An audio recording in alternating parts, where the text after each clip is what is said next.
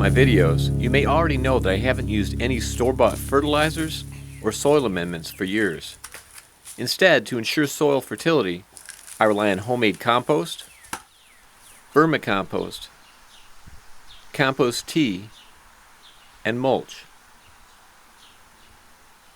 I also rely on free resources in the community, like used coffee grounds, autumn leaves, and wood chips. In addition, I've recently started to place more emphasis on the use of dynamic accumulators like comfrey.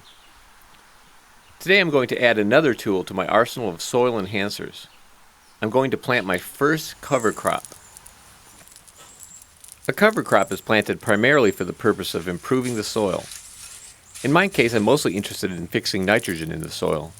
So I purchased a cover crop mix from groworganic.com that will do just that.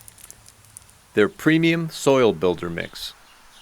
According to groworganic.com, this mix can fix up to 290 pounds of nitrogen per acre, as well as produce 49 tons of organic matter per acre.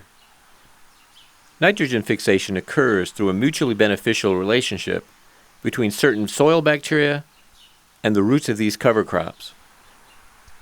The bacteria supply the plants with nitrogen by extracting nitrogen from the atmosphere and storing it in nodules on the roots of the plants.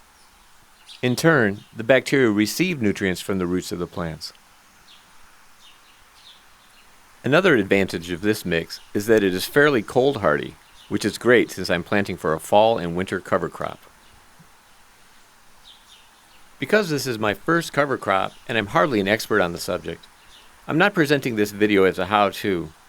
Rather, I'm simply sharing what I'm doing in hopes of possibly sparking an interest in the topic. And I also welcome any tips from those of you who are already experienced cover croppers. So let's get started planting the cover crop. I started by pouring some of the seed mix into a bowl. Because this is the first time I've planted a cover crop, I want to make sure that the bacteria that are responsible for nitrogen fixation are present in the soil. To ensure the presence of these bacteria, I purchased a seed inoculant from groworganic.com. And to make sure these bacteria have plenty to eat, I mixed up a batch of milk and unsulfured molasses.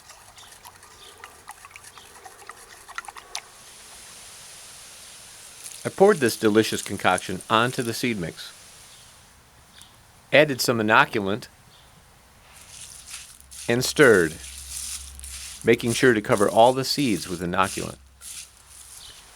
And then, in areas of the garden where I had bare soil, I simply broadcast the seeds.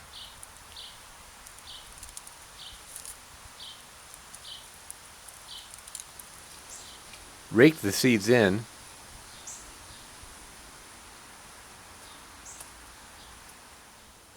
and topped them off with a little bit of compost to ensure coverage. The approach was a little bit different in beds that were mulched with wood chips.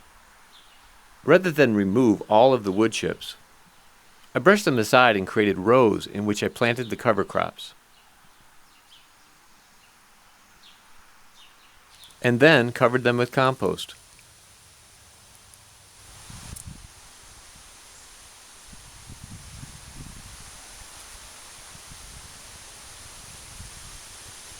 Things got even trickier in beds that were both mulched with wood chips and still had crops growing in them.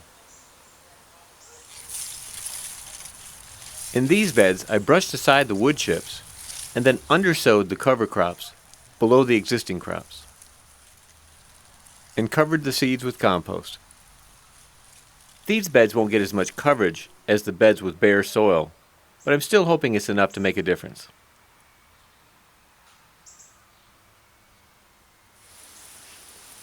And after planting all the beds, I gave them a good watering. Cover crops need to be in the ground at least 1 month to be effective.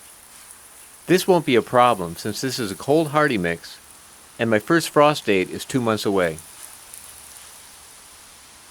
Other than keeping the cover crops watered, all I have to do now is let them grow, and then chop and drop them before they go to seed. Another possibility is that the cover crops won't go to seed before winter, and then the winter cold will kill them off.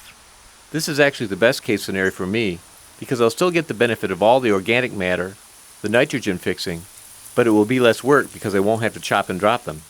It'll be interesting to see how this all turns out. Whatever happens, I'll let you know.